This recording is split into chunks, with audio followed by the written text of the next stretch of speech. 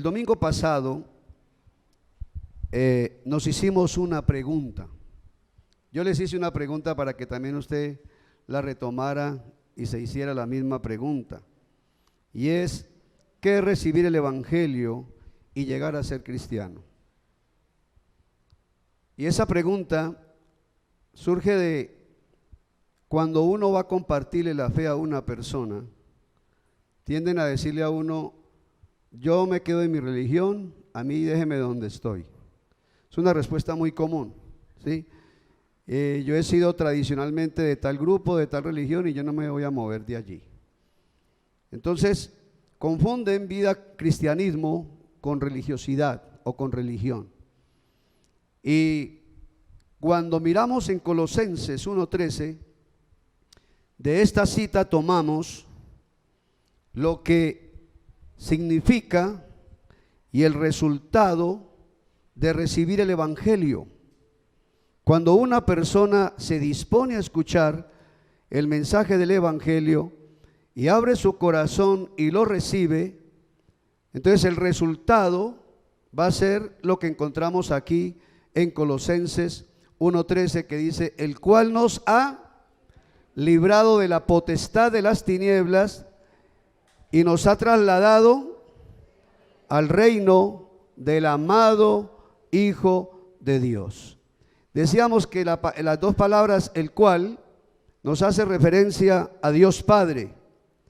Es decir, Dios Padre nos ha librado de la potestad de las tinieblas y trasladado al reino del amado Hijo, gracias a la obra que el mismo Hijo hizo por nosotros.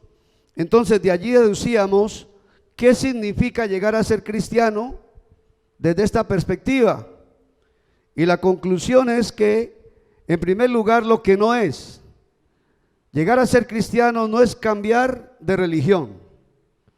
Llegar a ser cristiano no es cambiarse de denominación de una para otra al cual le cae mejor. Llegar a ser cristiano es un asunto de cambio de reino. Mire que ahí no nombra religiones. Ahí no le dice ni la católica, ni la evangélica, ni los mormones, ni los testigos de Jehová. Ahí no le dice ninguna de esas. Ahí le está diciendo a usted que abrirse al Evangelio, recibirlo en su corazón al Señor, aceptando la salvación de Jesucristo, lo que va a pasar es un cambio de reino, un cambio de autoridad sobre nuestra vida. Entonces, cuando usted piensa en qué implicó para mí ser cristiano, fue salir de la potestad. La palabra potestad habla de poder, de autoridad. La autoridad y el poder que tuvo Satanás sobre nuestras vidas, y le explicamos muy bien por qué. Ya luego subirán el video a Facebook para que pueda ver esa primera parte, si de pronto, porque si me la pongo a explicar aquí, pues me quedo en el primer punto. Pero entonces usted entenderá por qué. ¿Por qué el Señor Dios Padre, a través de Jesucristo, hizo una obra para liberarlo a usted de la potestad de las tinieblas, del poder, del control, de la soberanía que ejercía Satanás sobre nuestras vidas? Entonces usted cambió de señorío. Usted pasó de ser esclavo del pecado y esclavo del papá del pecado, de Satanás, para ahora venir a ser parte del reino de nuestro Señor Jesucristo. Amén. Amén, amén. ¿Estamos o no estamos? Entonces, cuando usted hable con alguien y le meta el tema de la religión, le diga, no, aquí no estamos hablando de religión. Cuando usted le va a compartir a alguien y automáticamente le presente un rechazo al tema del Evangelio, dígale, yo no vengo a hablarle aquí de religiones, vengo a hablarle de algo que es más importante, que es cambiar de reino. Cambiar de señorío, cambiar de autoridad sobre nuestras vidas, salir de estar bajo el poder de las tinieblas a estar ahora pastoreado por nuestro Señor Jesucristo. Amén. Ahora la pregunta es, ¿cuál es la ruta que deben seguir ahora? ¿Hacia dónde debe dirigirse nuestra mirada como parte del reino de Dios? Como miembro que es usted del reino de Dios. Y vamos a ir hacia esa directriz y a los otros versículos que siguen del 13 hacia adelante. Pero primero vamos a orar al Señor, que su palabra, bueno, ya oró Erika, Erika oró y muy efectiva, así que podemos seguir, ¿no? Yo también he orado todo el tiempo, entonces no hay problema, ¿no? Pero digámosle, Señor, gracias por tu palabra y gracias, bendito Señor, por el desafío, no solamente el desafío, las verdades, la fundamentación, la seguridad que tú nos das, Señor, en la nueva vida que tenemos. Que esta palabra que has puesto, que se vuelve ahora rema, porque es una palabra específica para esta mañana, para esta congregación. Señor, que al ser liberada esta palabra, bendito Dios, cumpla el propósito para el cual tú la enviaste. Que esa palabra llegue al entendimiento por la revelación de tu Espíritu. Que esa palabra sea asimilada, entendida, aprendida, Señor. Y que esta palabra, bendito Dios, sea un aporte más de tu verdad para el crecimiento y la reafirmación nuestra en la fe cristiana. En el nombre de Cristo Jesús y mediante la obra de tu Espíritu Santo confiamos, Señor, en que tú ministras a nuestras vidas. Amén y amén. ¿Hacia dónde debemos dirigirnos entonces? Yo quiero que volvamos a leer el versículo y póngale atención a lo que a dos frasecitas, a una frase que está allí, cuando dice que nos trasladó. Trasladó. ¿Qué es trasladar?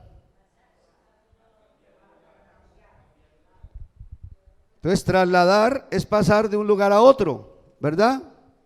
Salir de un lugar para entrar a otro lugar. Salir de, hacia o a. Y aquí aparecen otra vez dos preposiciones que decía hace como 15 días, dos preposiciones que aparecen aquí otra vez, de y a. No pecamos si leemos el versículo pensando en que el Señor nos trasladó del reino de las tinieblas y nos llevó al reino de su amado Hijo. De a, cambiando. Y ahora viene entonces hacia dónde debe de estar dirigida nuestra mirada, nuestro pensamiento, nuestra ruta, nuestra meta, ahora como miembros del reino de Dios que hemos sido trasladados, sacados de un lugar y llevados a un lugar nuevo. Porque la tendencia de muchos cristianos que los lleva a quedarse estancados en su vida espiritual es que aunque salieron de las tinieblas y fueron trasladados al reino del amado Hijo, todavía siguen con su mente, con su pensamiento y con sus emociones pegados de ese antiguo mundo. Entonces pareciera que todavía no han salido pareciera que no han salido de donde estaban, porque en su mente y en sus anhelos y en sus deseos todavía siguen siendo arrastrados por lo que había aquí. Lo que le pasó a la mujer de Lot, saliendo de Sodoma y Gomorra, palabra fiel del Señor, va a ser destruida. Sin embargo, cuando mandó Dios los ángeles para sacarlos, que literalmente tuvieron que sacarlos a empujones porque no querían salir, como nos pasa a nosotros cuando estamos allá en el reino de las tinieblas. Nos está Dios por amor sacando a empujones y nosotros queriendo quedarnos allá, hasta que nos alumbra la luz del evangelio, lo entendemos y ahora sí decimos, no, sáquenme de ahí que eso allá va a estar muy caliente. Y entonces pasamos acá.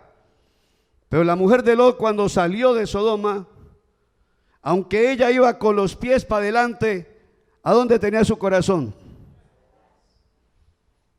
¿A dónde tenía su pensamiento? ¿A dónde tenía sus sueños? ¿A dónde tenía sus metas? Todavía estaban allá. Y eso le costó no poder avanzar y entrar a disfrutar de lo que Dios tenía para ellos. Eso le costó, fue la única que se quedó mirando hacia atrás. Y la palabra nos dice a nosotros que cuando somos sacados de, nosotros entramos a, y ahora nuestra mirada, nuestro corazón, toda nuestra concentración tiene que estar es hacia dónde, hacia adelante. ¿Y adelante para dónde es? Adelante es para allá, dicen algunos, ¿no? y adelante es para allá. Pero así no le pasa a muchos.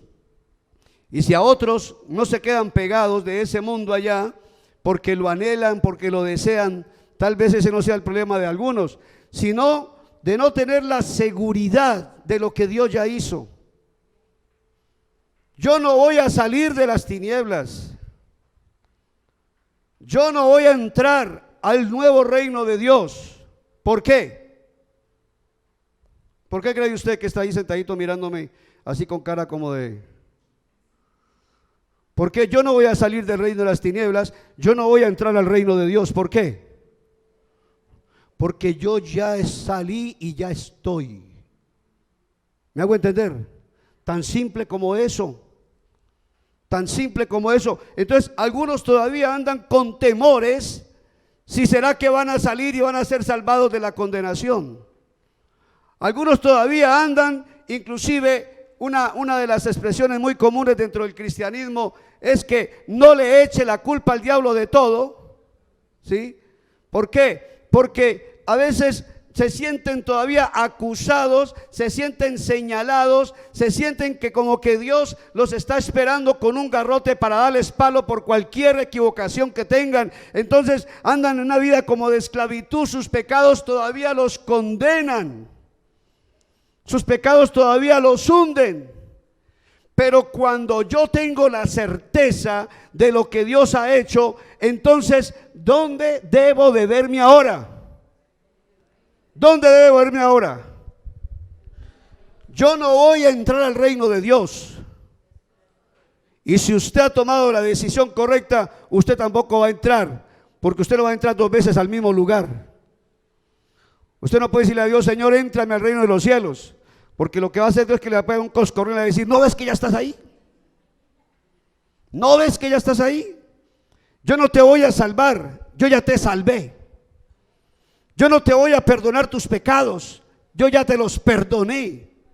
Ahora tú estás en mi reino, ahora eres parte del reino de mi Hijo.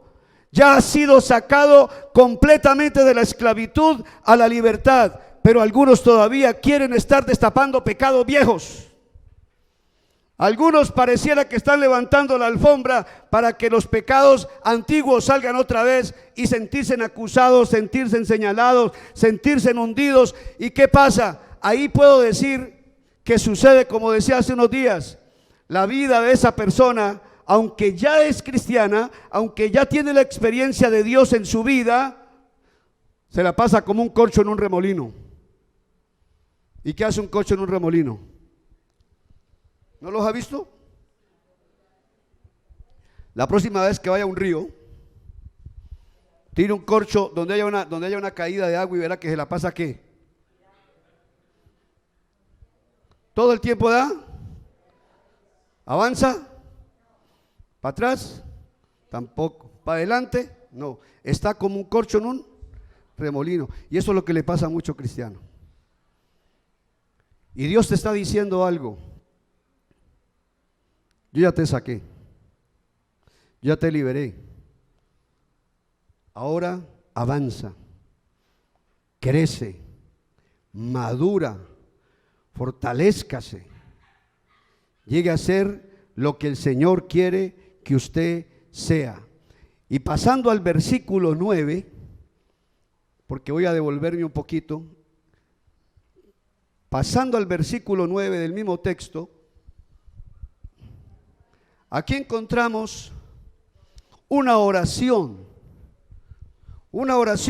que el apóstol Pablo, dirigido por el Espíritu Santo, hacía esta oración, porque en esencia orar es cuando yo me pongo de acuerdo con lo que Dios quiere. Dios tiene una voluntad, yo me pongo de acuerdo con esa voluntad. O mejor, primero, Dios tiene una voluntad. Y Dios me ha dado una voluntad propia a mí también, libre. Entonces, ¿qué pasa? Él me revela su voluntad a mí, o a usted le revela su voluntad. Ahora usted, con la voluntad de Dios entendida y sabida, ¿qué hace? Ora a Él, porque en ese sentido usted se está poniendo de acuerdo con Dios para que Dios obre en esta tierra. Entonces usted ora a Dios. Ya Dios le mostró su voluntad. Con esa voluntad aquí, usted ora a Dios para que Él ejecute su voluntad en el área que quiere, en el aspecto que quiere, en la situación que sea. ¿Me hago entender ahí? Entonces el apóstol Pablo hace una oración con base en una necesidad del pueblo cristiano para que no se quede como el corcho en el remolino. Y va a ser una oración que es la voluntad de Dios revelada a él y por la cual él ora para que esa voluntad sea ejecutada en cada uno de los hijos de Dios. Y no solamente era para la iglesia de Colosas, sino que era para la iglesia universal. Esta palabra quedó para nosotros para siempre, para las anteriores generaciones, las presentes y las que seguirán, porque hay una voluntad de Dios para usted. ¿Cuál es esa oración? Versículo 9. Por lo cual también nosotros, hablando de los siervos del Señor que ministraban, desde el día en que lo oímos, ¿qué hacían? No cesaban. ¿Qué quiere decir no cesar? No parar. Algo que se hace continuamente, una vez y otra vez y otra vez, porque es una necesidad continua. Hace un tiempo me leí un libro de un siervo de Dios que dice que el Señor le mostró algo en su palabra y él quería eso. Dice que por 5 años oró lo mismo nomás. Dice, no oraba nada más. Estuve pidiendo una sola cosa por 5 años. Cuando yo leí eso a mí me impactó mucho. Y yo cogí una petición también. Y la he orado, durante muchos años he orado esa petición. Y una de las peticiones es que me des revelación y sabiduría en tu palabra. Esa ha sido una petición continua. Que esto sea abierto a los ojos, al entendimiento, para mí y para el pueblo de Dios. Amén. Ahora, entonces no cesaban de orar por la iglesia y de pedir. ¿Qué pedían? Pedían que seamos llenos, no que fueran, sino que seamos. Es una oración que permanece en el tiempo, está en la Escritura. Que seamos llenos del conocimiento en toda sabiduría e inteligencia, ¿qué? Espiritual. Ahora, cuando dice espiritual, la sabiduría y la inteligencia no es solamente que usted entiende el tema de los ángeles, no. Espiritual quiere decir que usted tenga una visión de Dios en su corazón, que usted pueda interpretar la vida desde la perspectiva de Dios. Espiritual es porque es la verdad de Dios y es el conocimiento de Dios y es la sabiduría de Dios para que usted viva en esta vida. Entonces espiritual no es solamente cuando usted viene aquí, ¿o sí? Usted es espiritual cuando viene aquí y cuando sale de aquí, ¿qué es? En la iglesia es el ángel y en la casa el mismo ángel. La misma ángel y el mismo ángel, amén. Nosotros vivimos una vida espiritual. Nosotros no tenemos vida secular y vida espiritual. Nosotros tenemos una sola vida y es la vida cristiana. Y cuando la vida cristiana realmente se planta en nosotros, los principios de la palabra, los principios bíblicos son aplicados a todo lo que hacemos, a toda nuestra vida, a todas las decisiones que tomamos. Creemos, conocemos los principios de la palabra y esos principios los asimilamos en nuestra vida y se vuelven prácticos. Por ejemplo, Dios dice con respecto al trabajo, ¿qué dice Dios? Que cómo debemos de ser nosotros con respecto a nuestra labor en el trabajo. ¿Para quién debemos hacerlo? Ahora usted dirá, pero ¿qué espiritual tiene lavar un baño, por ejemplo? Lavar un sanitario, ¿qué espiritual tiene? Pues si usted lo hace con rabia, ofendido, ofendida y solamente pensando en un pago, ahí no hay nada de espiritualidad. Pero si usted limpia ese baño, no pensando solamente en el que se va a sentar ahí, que también debe encontrar algo aseado para que no se infecte de nada, pero usted lo hace, Señor, este baño lo voy a limpiar como para ti. ¿Cambia la cosa o no cambia la cosa? Ahí se torna espiritual. Lo que hacemos, la motivación con que lo hacemos, es lo que hace que las cosas sean espirituales o no. Podemos hacer cosas con motivaciones puramente carnales o puramente mundanas, pero cuando usted actúa en cualquier área de su vida, usted actúa pensando en un principio vital. Lo que hago, lo voy a hacer como para el Señor. Eso es un mandato bíblico que lo mandó el Señor a través también del apóstol Pablo. Le dijo a la iglesia: ustedes no trabajen al ojo, no trabajen solo cuando los están viendo, y cuando ya no los ven se echan a la locha, porque eso es robar tiempo, porque eso es deshonestidad. Entonces, ¿la espiritualidad se aplica a lo práctico o no? Entonces, lo que Dios quiere es que los principios de vida que están en la palabra, que son la constitución del reino de Dios, así como toda nación o reino humano tiene una constitución, el reino de Dios tiene la constitución que está en la palabra. Y entonces nosotros lo que tenemos que hacer es conocer los principios y vivir de acuerdo a los principios de Dios. Por eso el Señor entonces está hablando que el conocimiento de su voluntad sea en todos nosotros, en toda sabiduría e inteligencia, para que lo apliquemos a todo. Ahora, en esencia, habría mucho que decir. Hay tantos principios aquí que nos pasamos toda la vida estudiándolos y todavía no acabamos y seguimos creciendo.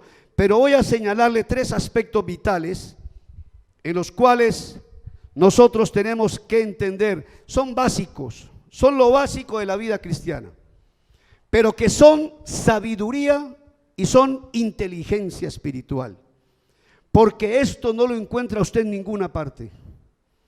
Esto no lo encuentra usted en ninguna religión. Esto lo encuentra usted en el cristianismo nomás.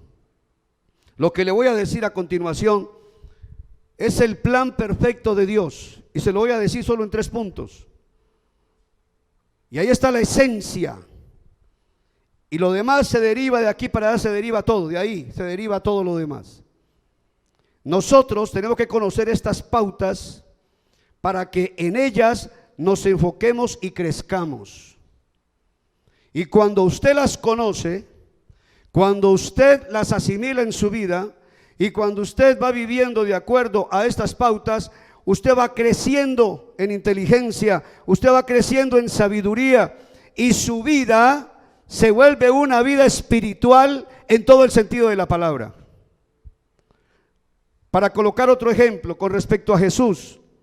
Jesús nació como un ser humano, dice con semejanza de carne a la nuestra, y nació como un bebé. ¿Qué dice la Biblia del desarrollo de Jesús? ¿Qué nos dice? ¿Él crecía en qué? Crecía en estatura, crecía en sabiduría y crecía en gracia. Tan espiritual, ¿no? Pero era solo con Dios. ¿Qué dice el texto? Para con Dios y los hombres. Los que lo veían, ¿qué decían? Yo quiero un hijo así. ¿Sí? Las mamás, cuando el hijo llega borracho, ay Señor, yo quiero un hijo como Jesús, tan lindo, tan sometido, tan obediente. Porque Jesús vivía una vida espiritual en todo el sentido. Amén. Ahora, los 3 puntos claves tienen que ver con la voluntad principal de Dios para usted. Tiene que ver con la voluntad de Dios para usted. ¿Por qué creó Dios al ser humano? ¿O para qué lo creó? Más que por qué, ¿para qué lo creó? ¿Para qué lo creó a usted? ¿Cuál fue la razón? ¿Qué buscaba Dios con crearlo a usted? O con crear a Adán y Eva para que se multiplicaran hasta nosotros hoy en día. ¿Qué buscaba Dios? ¿Hay alguien que me diga? ¿Cómo? Relacionarse. Digamos, démosle la palabra a Suri. ¿Suri? Relacionarse con nosotros. Qué bonito eso, está muy bien. Lo mismo, Iden, ¿quién más por ahí? ¿Quién levantó la mano? Tener una familia. ¿Sabe cuál es el propósito de Dios desde siempre? Tener muchos hijos. ¿Para qué creó Dios esta humanidad? Él quería muchos hijos. ¿Usted sabía eso?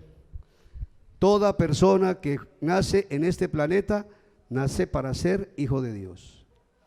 Solo que como Dios respeta la voluntad, algunos que ya nacieron, pues todos nacimos con naturaleza caída, vivirán con naturaleza caída y terminarán siendo hijos del diablo hasta el final e irán al infierno con él. Pero los que hemos entendido el mensaje de la gracia de salvación, hemos sido rescatados, como leíamos ahora, trasladados de las tinieblas al reino de Dios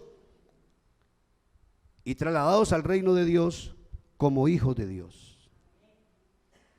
Mira lo que dice la palabra en Malaquías 2:15, que es un texto sencillo pero muy simpático por todo lo que nos dice. Dice, no hizo el uno, habiendo en él abundancia de espíritu. ¿Y por qué uno? Porque buscaba ¿qué? Es decir, él crea a Adán y Eva, crea un hombre, y el hombre se va a multiplicar juntamente con la mujer. Entonces dice que comenzó creando uno, luego creó dos, y luego de esos dos, ¿cuántos? Muchos.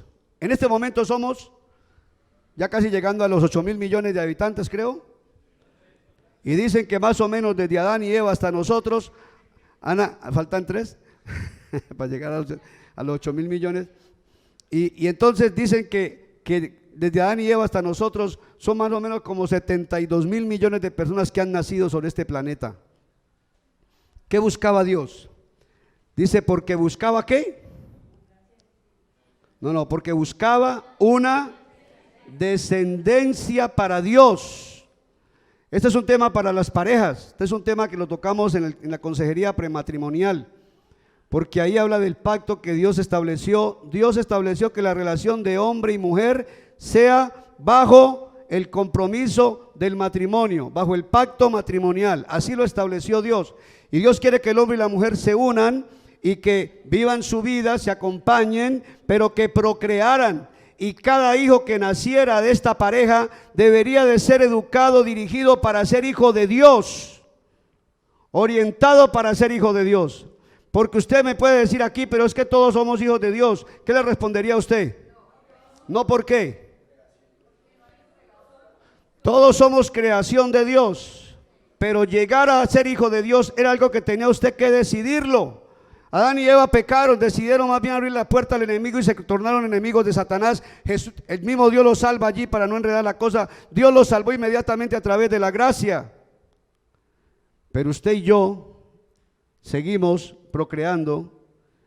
Y una de las cosas que le decía al Señor desde antes de que mi esposa quedara en embarazo, y que le decíamos al Señor, nuestros hijos no van a ser para el diablo. Según la palabra, nuestros hijos nacen para ser hijos de Dios, y tú, Señor, obrarás en ellos y tú nos guiarás para que ellos lleguen a cumplir el principal propósito por el cual tú los creaste. Ya se cumplió en nosotros, amén. Ahora que se cumpla en nuestra descendencia, porque ¿para qué los creó Dios? Porque buscaba ¿qué? Una descendencia para él. Hebreos 2:10 también nos dice que la obra de Jesucristo a favor de la humanidad, lo que Cristo vino a hacer fue a fin de llevar muchos hijos a la gloria. Hebreos 2:10. Porque convenía aquel por cuya causa son todas las cosas, y por quien todas las cosas subsisten, que habiendo de llevar ¿qué? Ahí está hablando de Jesucristo en la primera parte. Y a través de su obra, lo que Él, por medio de su sacrificio, rescatarnos para trasladarnos al reino de Dios, y así el Padre tuviese muchos hijos. En esto hay sabiduría, y el que lo entiende adquiere inteligencia y sabiduría espiritual. Porque la gente, científicos, gente con mucho conocimiento, gente con gran capacidad, todavía se están preguntando de dónde venimos. Todavía están viviendo en un vacío la vida sin saber para qué están en esta tierra. todavía están con el terror interno que cuando mueran, ¿a dónde van a ir? Porque no tienen respuestas a esas preguntas. Y han escrito libros de filosofía, y han escrito grandes libros de sociología, y dirigen universidades, y son grandes intelectuales, y todavía se hacen una pregunta básica: ¿de dónde venimos? Que cuando una persona como usted y como yo, el Espíritu de Dios se nos ha revelado, podemos decir: yo vengo de Dios, Él me dio la existencia. ¿Para qué estoy aquí? Para ser su hijo. Amén. Y cuando salga de aquí, ¿para dónde voy? Para la gloria celestial. Aleluya. Aleluya. Usted y yo que lo escuchamos de pronto con frecuencia, no, como que nos vamos olvidando de la esencia que tiene esto tan tremendo. Dígame, decanos de universidades, gente con un intelecto impresionante, genios, sin resolver todavía preguntas que llaman preguntas existencialistas, se le llaman a esas preguntas. Existencialista, la razón de la existencia. Y usted y yo, arrancadores de yuca, constructores, vendedores, madres de familia, profesores, lo que hay aquí, tenemos una respuesta a esa pregunta. A mí la nada no me creó, a mí me creó un Dios grande, fuerte y poderoso, inteligente. Y yo estoy aquí para ser su hijo. Y Él me rescató para que como hijo de Él esté con Él por toda la eternidad. ¿No le parece que eso es maravilloso?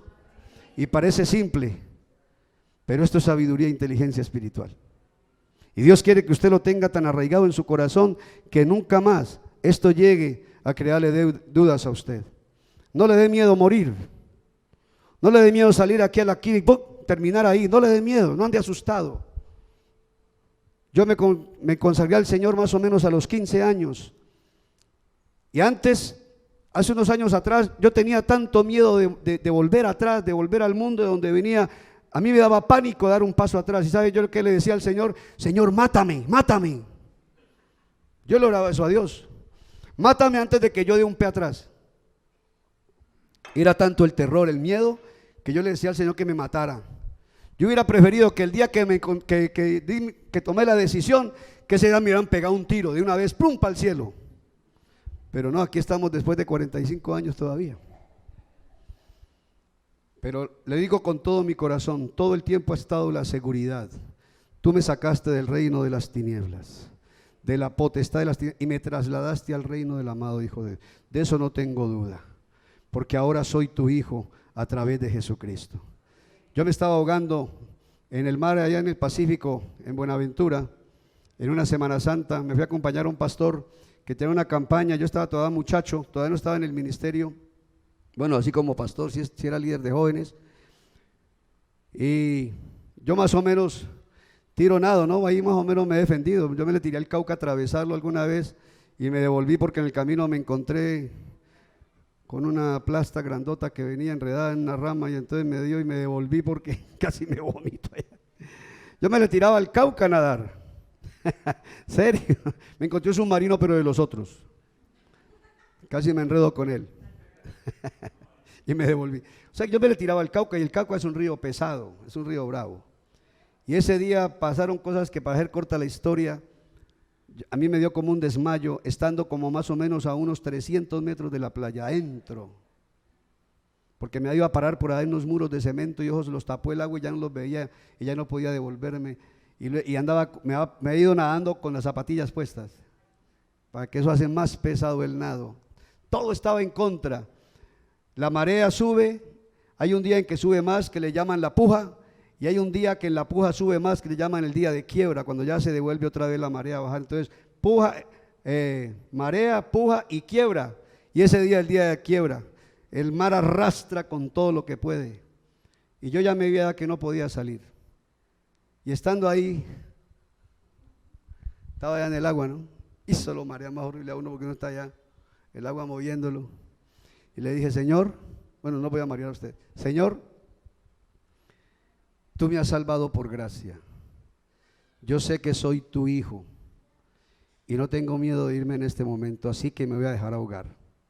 Y me solté y el agua alcanzó a taparme cuando por allá alcancé a escuchar un grito. Alguien venía a sacarme y Dios mandó su ángel porque luego no encontré yo por ninguna parte y me sacó hasta la orilla. Pero ¿sabe qué fue lo lindo ahí? Ustedes estaban pensando, ¿pero se ahogó? No, porque estoy aquí, claro. Claro que no me ahogué.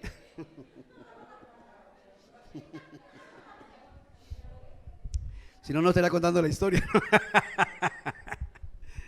Pero ¿sabe qué fue lo maravilloso? En ese momento, después de ya salir todo, decir, Señor, tener la certeza que en cualquier momento estamos listos.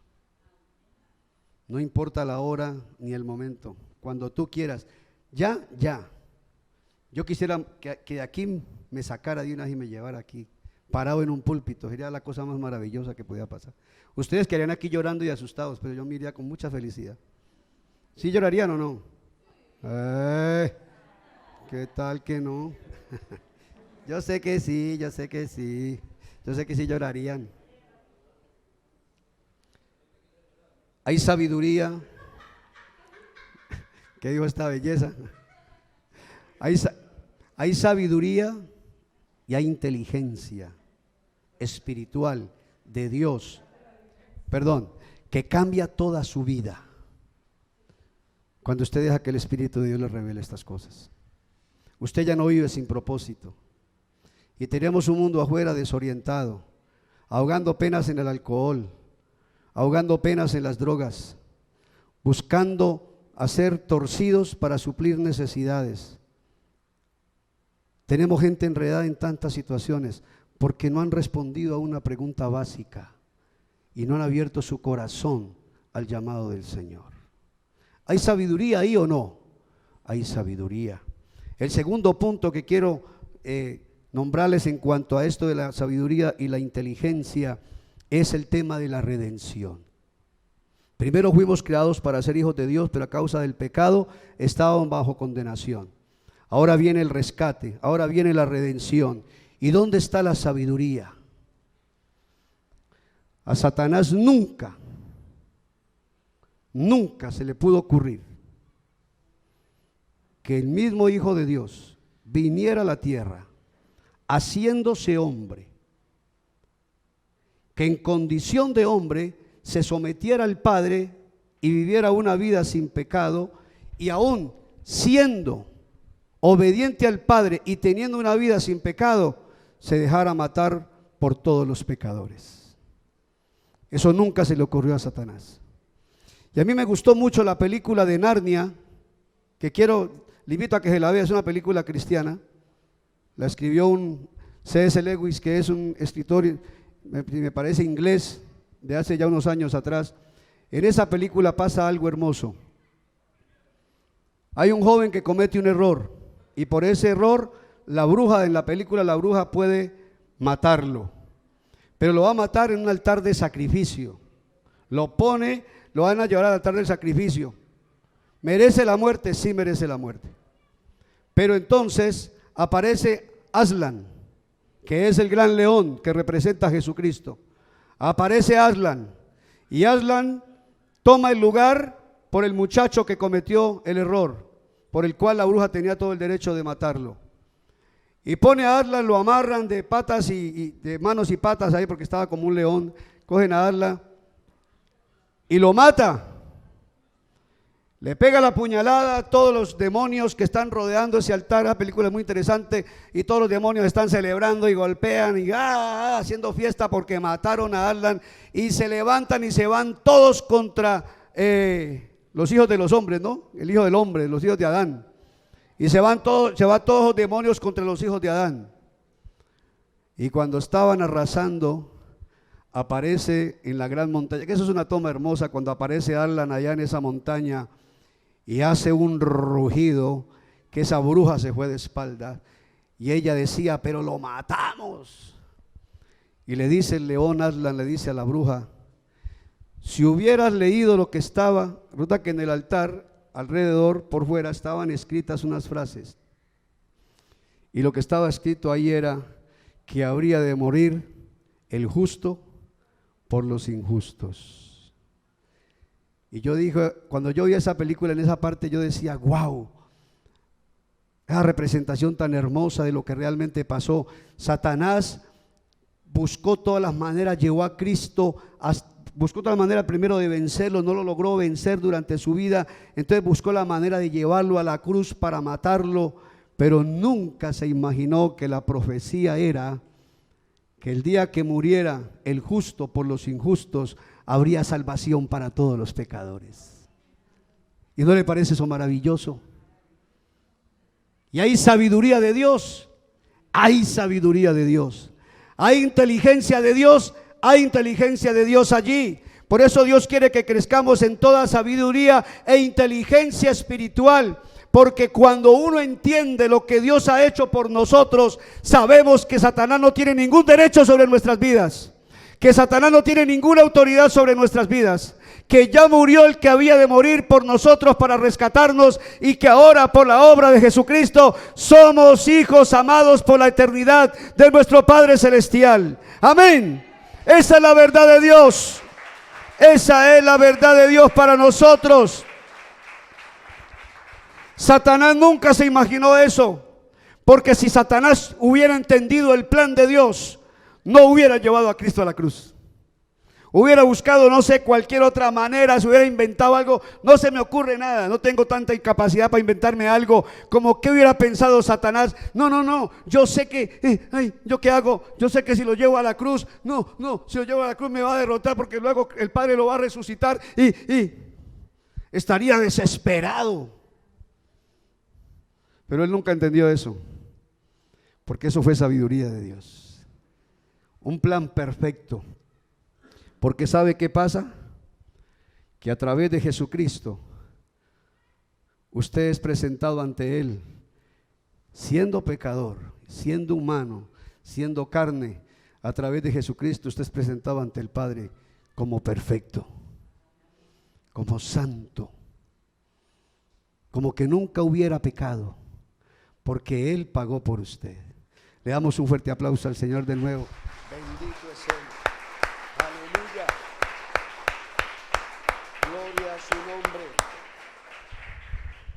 Y el tercer punto que quiero señalarles en cuanto a adquirir esta inteligencia y sabiduría, que siendo que viene de Dios, afecta positivamente todas las áreas de nuestra vida, es cómo hacer su voluntad.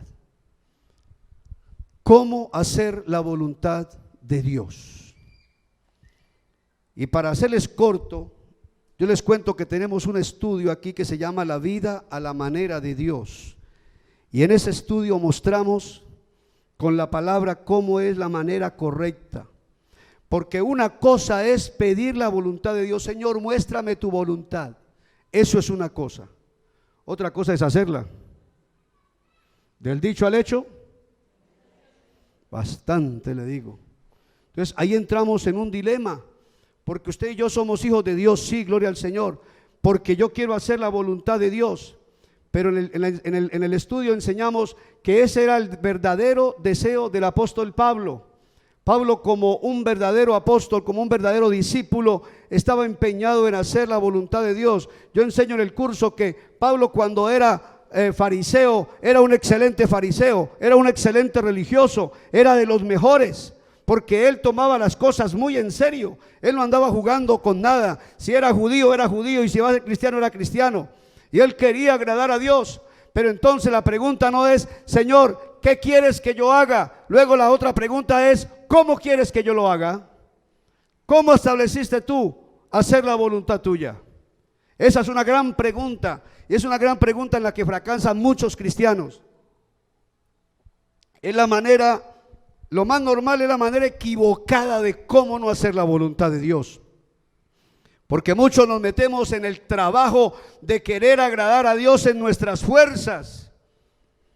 Ya somos cristianos y ahora ya como cristianos voy a obedecer al Señor. Yo me acuerdo que comencé la vida cristiana, venía de ser rumbero, venía de ser drogadicto, venía de robar, venía de andar en promiscuidad sexual, venía de una vida de vagancia, de ser fumador, alcohol, tomando licor. Y ahora comienzo la vida cristiana y quiero caminar en victoria, en mis fuerzas.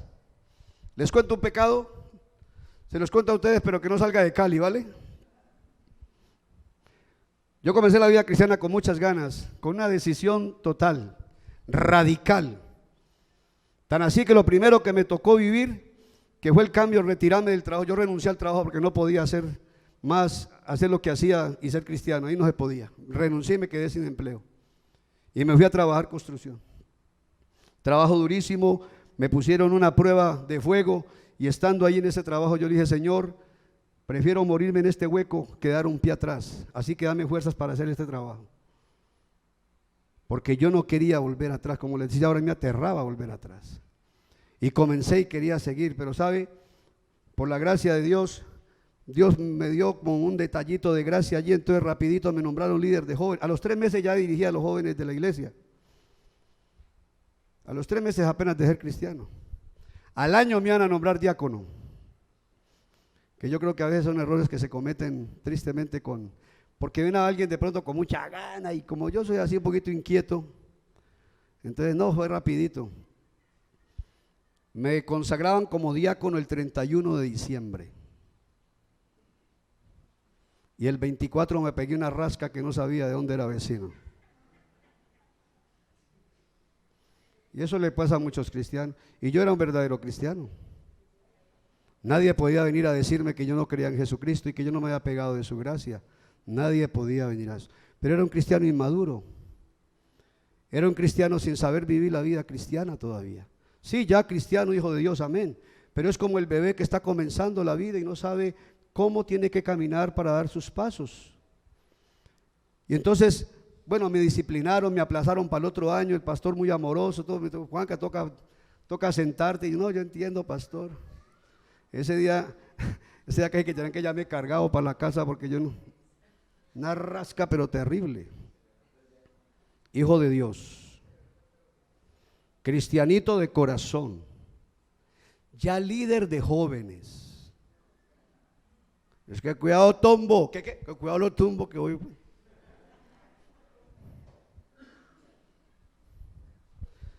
No sabía vivir la vida cristiana. Y fracasé muchas veces en los intentos. Y fracasé. Y fallé. Y fallé. Pero yo, ¿sabe qué frase tenía yo en mi corazón? Una que decía mi mamá con mucho cariño, ella decía, tanto va el cántaro al agua, que hasta que por fin se rompe. Oiga, yo tenía ese dicho en mi corazón. Yo le decía, Señor, yo cada rato arrodillado, perdóname, Señor, otra vez. Y después, perdóname, Señor, otra vez. Y todo el tiempo, perdóname otra vez. Todo el tiempo era, perdóname otra vez. Y nada que avanzaba. Y con ganas de avanzar, pero Señor, perdóname otra vez, porque todo el tiempo. Fracaso tras fracaso. Pero orando al Señor, pidiéndole, Señor, tú me vas a enseñar, yo sé que tú vas a vencer esto, pero yo no sabía, el esfuerzo estaba en mí, eran las ganas y era así como hacemos muchos. Casi que yo decía, esta es la última y me voy, casi que decías. Sí, casi que decía eso, ¿no? No, Señor, yo sé que esta va a ser la última. Y comenzaba el año, cuando llegan los 31 de diciembre, ¿no? Este año voy a ser el hombre más espiritual y voy a ser, mejor dicho, y no era sino que comenzaba y estaba embarrando al ratico. Hasta que el Señor me abrió los ojos y me dijo, es que así no se vive la vida cristiana. La vida cristiana no es un deseo con un esfuerzo en su propia capacidad. El deseo tiene que estar. Pero la manera correcta no es confiar en usted. La manera correcta no es depender de su fuerza de voluntad. Porque usted puede corregir una conducta, pero luego se le alborota otra conducta por otro lado y puede ser peor. Nosotros no mejoramos cambiando conductas. De hecho, el cristianismo esencial no habla de mejorarlo a usted. El cristianismo esencial habla de sustituirlo a usted. ¿Y cómo pasa eso? Aquí en la palabra del Señor hay 2 textos que son la esencia de esto que les estoy diciendo. Y el uno es Gálatas 2:20. Gálatas 2:20. ¿Qué nos dice? Ahí lo tiene. con Cristo estoy. Ahora, usted lo puede leer y dice, como ahí dice que estoy, entonces no se refiere a mí porque yo estoy aquí. ¿Cómo así que estoy crucificado si estoy aquí?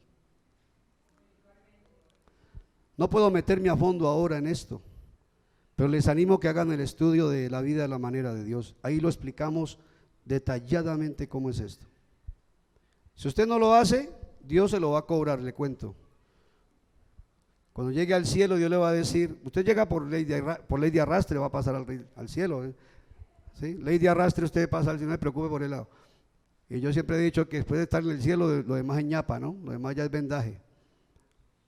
Pero Dios le va a decir a usted, yo le puse allá en esa iglesia un pastor chiquitico, gordito, cansón, que los estuviera azarando todo el tiempo de que estudiaran la Biblia, que aprendieran por la palabra cómo es que yo quería que hicieran mi voluntad.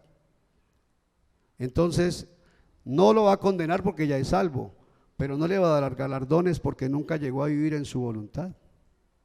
¿Sí me hago entender? Así que esto no es, esto para los cristianos, lo que les estoy compartiendo no es si le gusta o no le gusta. Para los cristianos esto es un deber, que usted tiene que entenderlo y meterse en el proceso. Debe hacerlo. Permítame, se lo digo de otra manera, tiene que hacerlo si quiere caminar a la manera de Dios. Tiene que hacerlo, porque es que no hay otra manera. Dios no se inventó otra manera. No hay un plan B ni hay un plan C, hay un solo plan. Hay un solo plan. Y desde Adán y Eva Dios mostró que a Él no le interesaba lo que usted en su carne fuera a hacer por Él. A Dios solamente le interesaba que usted llegara a ser su hijo, conectando su espíritu con el espíritu de Él y a través del Espíritu Santo, guiando su espíritu, Él viniera a hacer su voluntad en su vida. El diseño de Dios nunca fue que el ser humano hiciera cosas que le agradaran a Él. La manera correcta de agradar a Dios desde Adán y Eva era rendirle la voluntad y decirle: Señor, que se haga tu voluntad y que tú la hagas a través de mi vida. Porque llegamos a ser hijos es para que el Espíritu nuestro se una con el Espíritu Santo. Y en esa conexión Dios nos imparte todo lo que se necesita para que nosotros, seres humanos que seguimos siendo de carne y hueso, pero conectados con el Espíritu de Dios, podamos tener las victorias y podamos vivir en la victoria que Él quiere que vivamos. El Espíritu Santo a través de nuestra vida, Dios a través de su Espíritu, Jesucristo a través de su Espíritu desde adentro de nosotros, haciendo Él la voluntad suya. Entonces lo que necesitaba Dios, y sigue siendo así, es instrumentos para Él glorificarse a través de ellos. Instrumentos. Dios no quiere que usted se mate la cabeza cómo ser un buen cristiano. Eso no está en la Biblia. Usted no tiene que matarse la cabeza qué pasos tiene que dar para corregir su conducta. Eso no está en la Biblia. En la Biblia lo que está es: ríndase a la obra del Espíritu Santo ahora para que Él haga a través de usted lo que usted no puede. Y primero, usted nunca va a agradar a Dios haciendo la voluntad propia con sus fuerzas, porque usted es un ser humano que no puede hacer nada perfecto. Aquí, ¿quién hace algo perfecto? ¿A quién le califican siempre 101 o 11? A nadie. Y Dios no exige menos que lo perfecto. Porque el Padre es, el Hijo es y el Espíritu es. ¿Quién puede hacer algo que le agrade a ellos? Y la segunda razón por la que usted nunca va a hacer nada para agradar a Dios en sus fuerzas es porque usted no es capaz de producir algo divino. Usted nunca va a producir algo divino. ¿Por qué? Porque usted es un ser humano. Usted es un ser humano. Y peor, después de Adán y Eva, con una naturaleza que viene caída, acostumbrada a pecar. ¿Cuándo vamos nosotros a producir algo divino? El amor de Dios es el amor de Dios, es divino. ¿Quién de ustedes puede producirlo?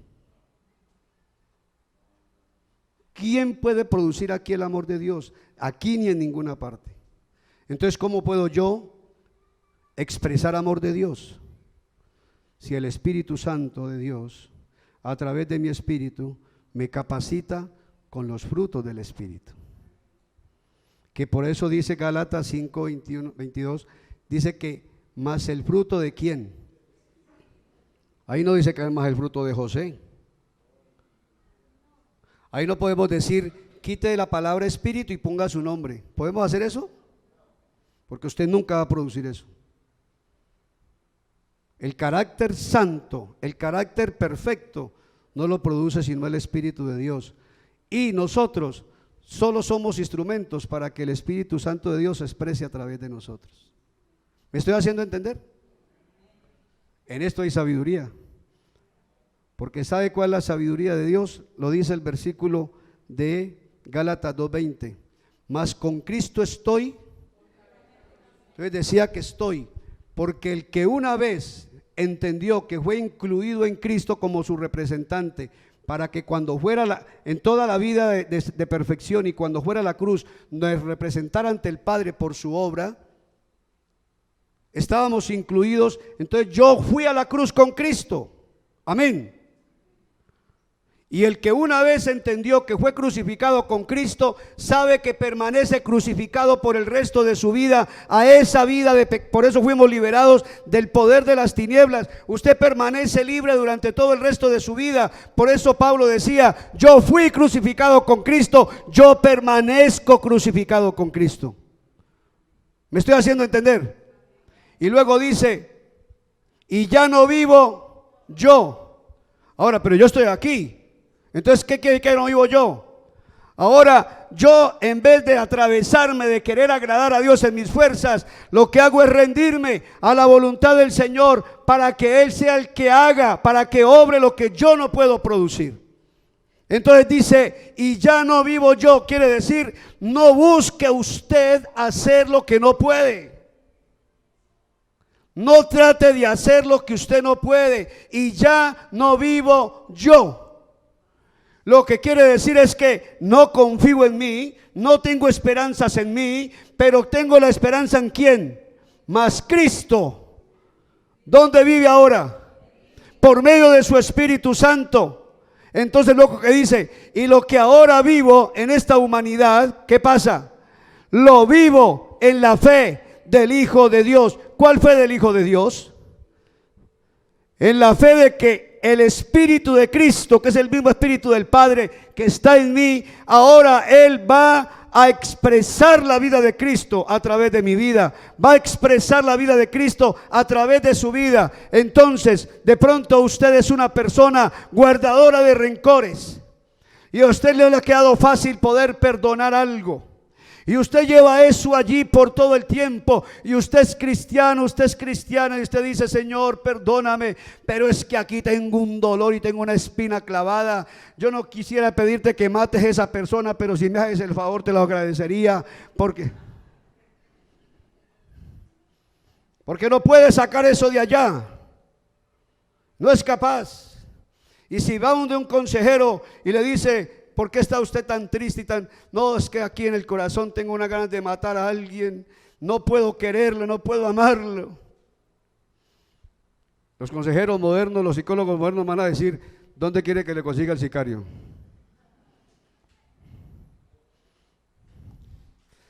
Pero si usted se arrodilla y le dice, Señor, yo he sido una persona rencorosa toda la vida. A mí, normalmente el que me la hace, me la ha pagado y se la he cobrado con intereses. Y ahora estoy luchando con esto que yo sé que no te agrada y que yo sé que no puedo ejecutar nada de lo que siente mi corazón, porque ahora soy tu hijo. Pero tú en tu palabra me dices que ahora Cristo vive en mí por el Espíritu Santo. Y Jesús pudo clamar aún desde la cruz, perdónalos, porque no saben lo que hacen. Ahora yo me rindo a ti para que seas tú, por tu Espíritu, desde dentro, desde mi espíritu, que produzcas ese amor y ese perdón hacia esa persona. Me rindo a ti, Señor. Y la historia viene a ser otro yo. Yo les contaba de los vicios y de la calle y todas esas cosas. ¿Y sabe cuándo vine a tener victoria sobre el problema del licor? El día que me arrodillé y le dije: Señor, a mí toda la vida me ha gustado el trago. Todo desde muchachito comencé a los 11 años a tomar ron, a tomar brandy, a tomar whisky donde trabajaba. Me volví adicto a esto y a mí la boca me sabía a licor. Y esa racha que me pegué antesito de que me consagraran era porque todavía esta carne, esta humanidad seguía pidiendo. Pero el día que me arrodillé y le dije: Señor, a mí el trago me gusta, por eso es que aún me siento, como dicen por ahí, tengo el rabo de ¿qué? Y no puede haber por ahí cualquier que llama un chispita porque ahí se prende.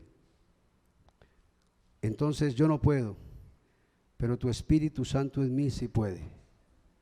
Toma el control, Señor, y arranca de mí este deseo.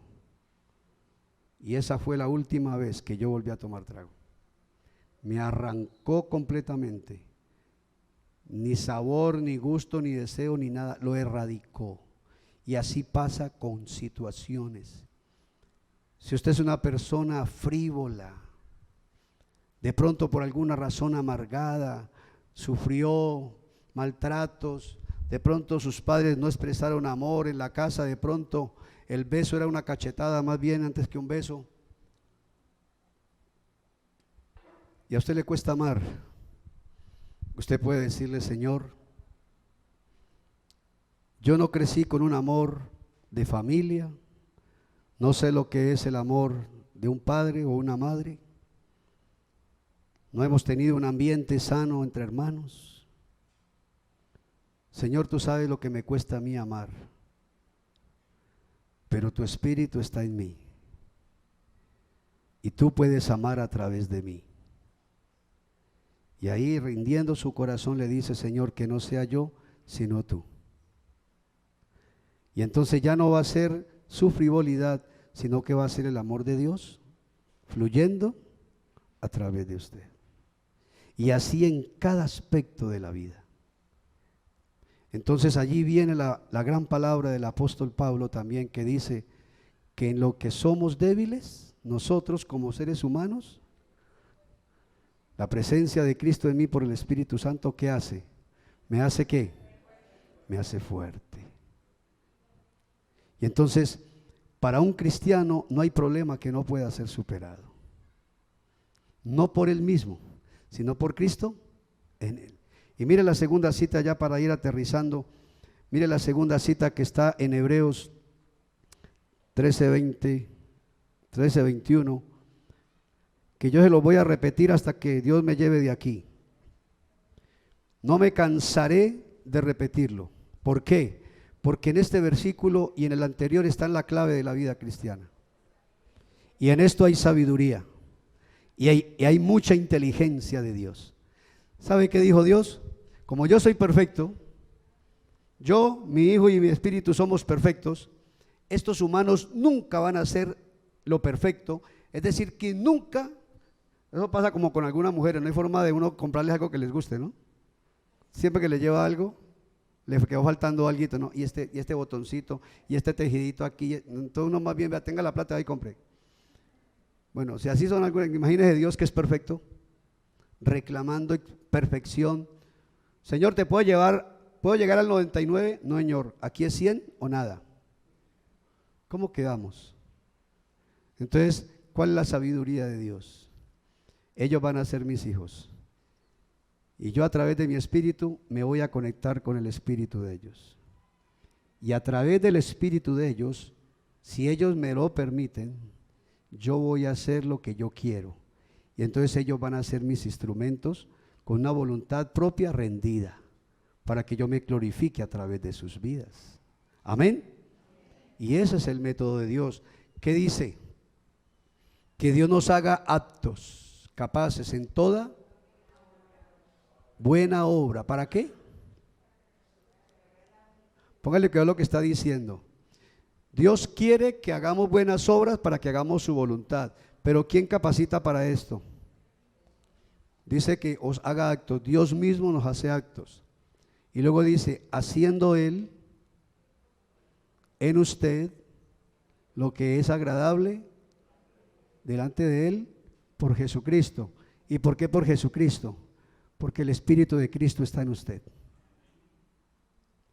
Es decir, que Dios mismo, que quiere que lo que se produzca para Él sea perfecto, Él mismo se mete en nuestra vida y a través de nuestro espíritu Él produce lo que le agrada a Él.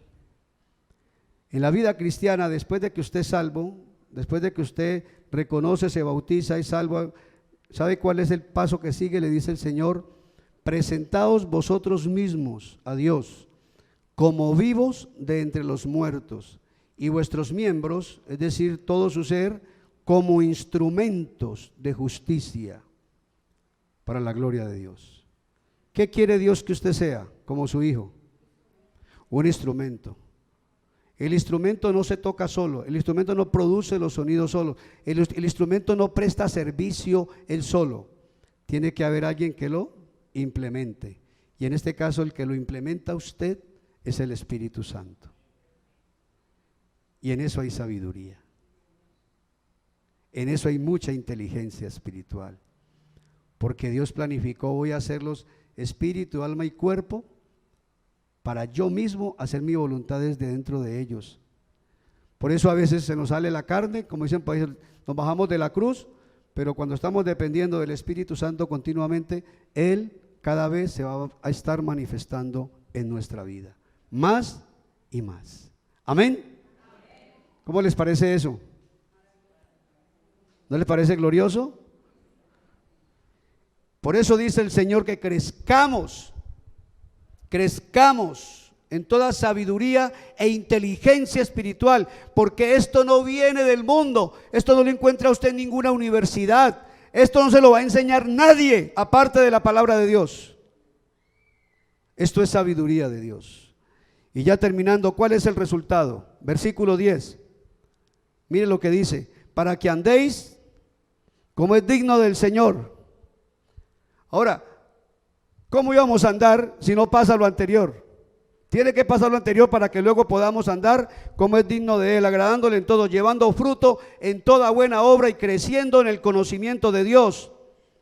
¿De qué otra manera se podía vivir una vida cristiana de victoria si nosotros humanos, adictos al pecado, adictos de alguna manera, tal vez de una forma terrible, algunos otros menos, pero todos pecadores? ¿Cómo íbamos a hacer para comenzar una nueva vida y ser perfectos delante de Dios? No se podía. Entonces Dios en su sabiduría se mete en nosotros para producir las cosas perfectas que Él quiere a través de nosotros. Y dice aquí, agradándole en todo, llevando fruto en toda buena obra y creciendo en el conocimiento de Dios. Y el versículo 11 dice: fortalecidos con todo poder, conforme a la potencia de su gloria. Y es que el Espíritu Santo es capacidad total. Y mire para qué viene la capacidad del Espíritu. Luego dice, para toda paciencia y longanimidad. La palabra longanimidad quiere decir generosidad. Para toda paciencia y generosidad. Y es que la vida cristiana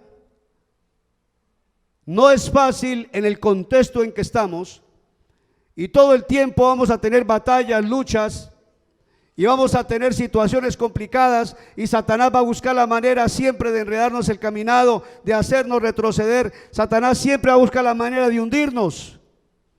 Y entonces el sufrimiento es inevitable, el ataque es inevitable, va a llegar, pero dice el Señor que Él nos fortalece con todo poder para que tengamos toda paciencia.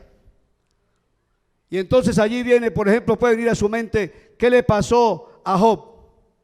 ¿Qué necesitó Job? Paciencia. ¿Para qué? Para soportar todo lo que se le vino y mantenerse firme en la fe. Eso es lo que necesitamos nosotros. Dice la Biblia que bienaventurado el varón que soporta la tentación, porque después de que haya soportado la prueba, ¿qué va a recibir? la corona de vida que Dios ha prometido a los que le aman.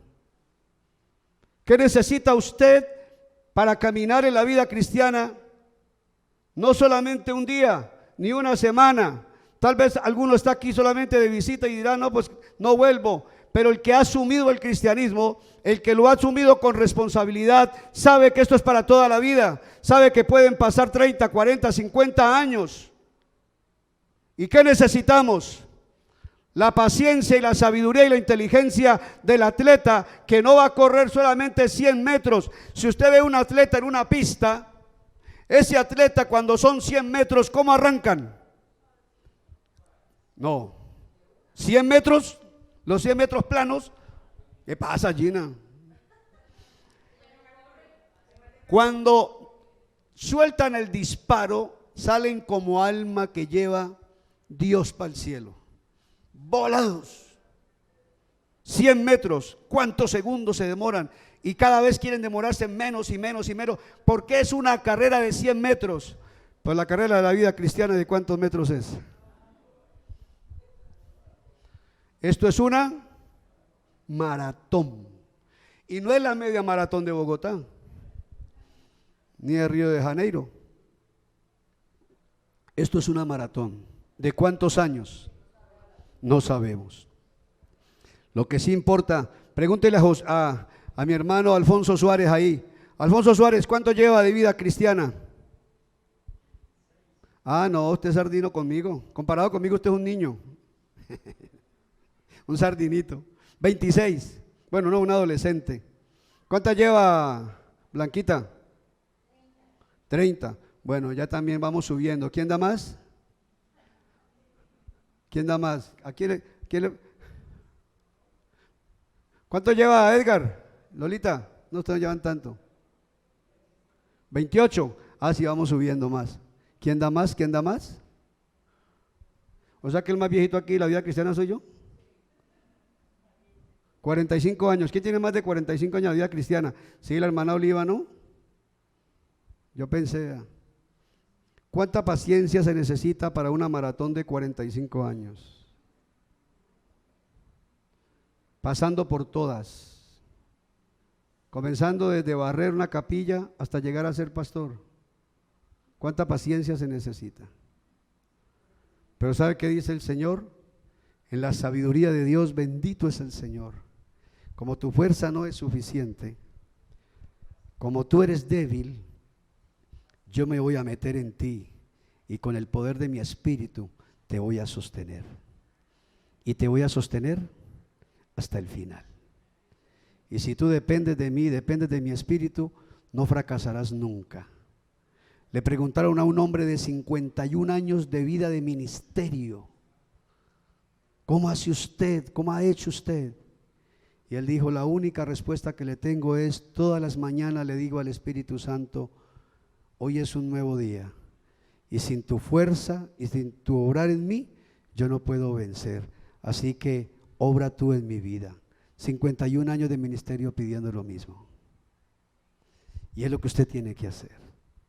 ¿Hay sabiduría o no hay sabiduría? Entonces, ¿qué nos dice el Señor? No te quedes mirando para atrás, porque te quedas como un coche en un remolino. Mira hacia adelante, crece en sabiduría e inteligencia espiritual. El poder de Dios, lo que te estamos explicando ahora, es lo esencial de la vida cristiana. Esa es la cereza, esa es la almendra que está allá en el centro, en el corazón de ese fruto. Como usted puede permanecer si vive en inteligencia y sabiduría espiritual. Y lo último que nos dice la palabra del Señor, lo que experimenta, versículo 12 dice, ¿experimenta qué? Versículo 12, no me quiten el texto, simplemente cambien el versículo. Y aquí ya terminamos con este. ¿Qué produce? Pero hay algunos cristianos que están patinando como un corcho, que están tratando de vivir la vida cristiana como cargando un bulto, que todos los días están intentando en sus fuerzas. Esos no tienen una vida de gozo. El cristianismo se les vuelve una amargura. El cristianismo se les vuelve una carga y llega a ser tan pesada que muchos dan un paso atrás más bien. Muchos se apartan, se enfrían. Luego usted los ve por ahí Yo creo que hay un poco de hijos de Dios por ahí como embolatados. Por la gracia siguen siendo hijos de Dios, pero andan embolatados en derrota, fracasados. Pero si usted busca la inteligencia y la sabiduría espiritual, lo que Dios ha hecho, dice aquí que experimenta gozo y algo más, agradecimiento. ¿Por qué venimos una mañana, 9 de la mañana, queremos encontrarnos aquí para adorar a Cristo? ¿Por qué? Estamos agradecidos y queremos seguir siendo agradecidos. ¿Cuál es la clave, mi hermano? No se quede parado aquí. El Señor lo sacó de aquí a su reino. Viva con mentalidad de reino. Viva con los ojos puestos hacia adelante. Busque lo que Dios a través del apóstol Pablo pedía para usted aquí. Búsquelo.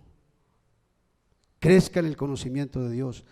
Reciba los estudios bíblicos que le compartimos, porque son para edificarlo, para que usted viva una vida, así sean 50, 60, 70 años aquí en esta tierra, usted los viva para el Señor, y que el día que lo llame, usted parta con toda tranquilidad para estar con Él por la eternidad. Coloquémonos en pie, mis amados.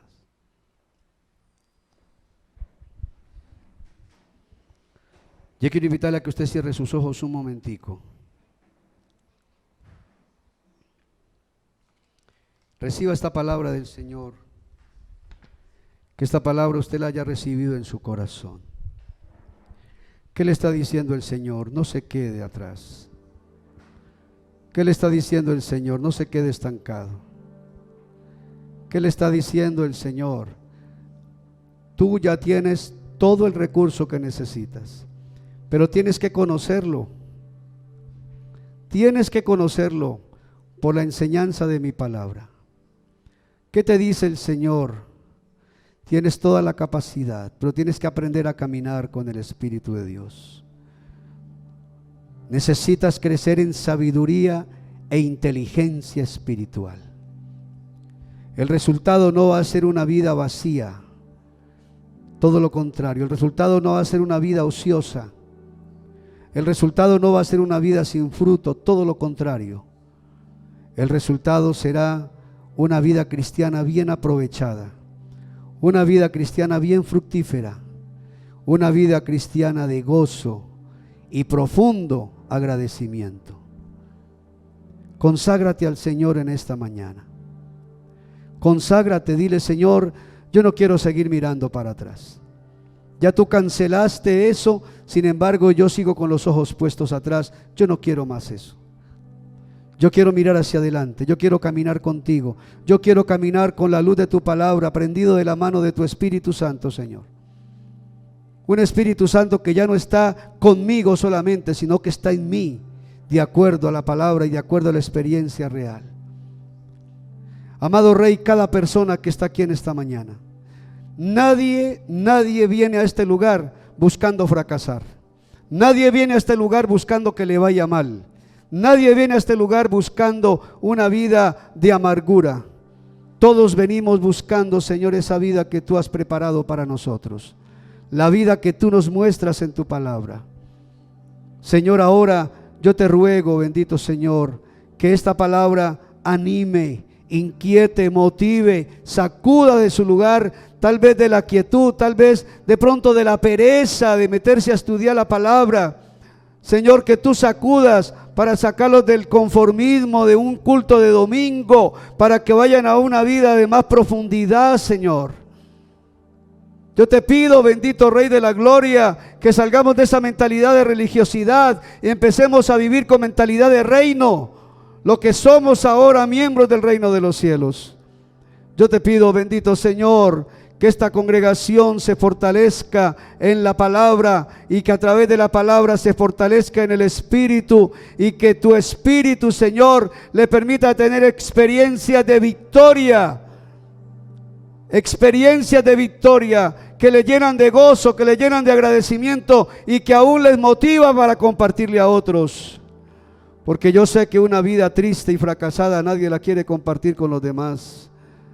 Pero la vida que el Señor nos propone es una vida de profunda victoria, que aún otros quieren, que otros anhelan adquirir, recibir. En tus manos estamos, Señor. Los días van pasando, el final se va acercando y no queremos estar paralizados ni estancados, sino avanzando, Señor. Esa es nuestra petición con esta oración que hacía el apóstol Pablo. En el nombre de Cristo Jesús bendigo a cada hombre y mujer y te doy gracias por sus vidas. Amén y amén. Mis amados, el Señor les bendice.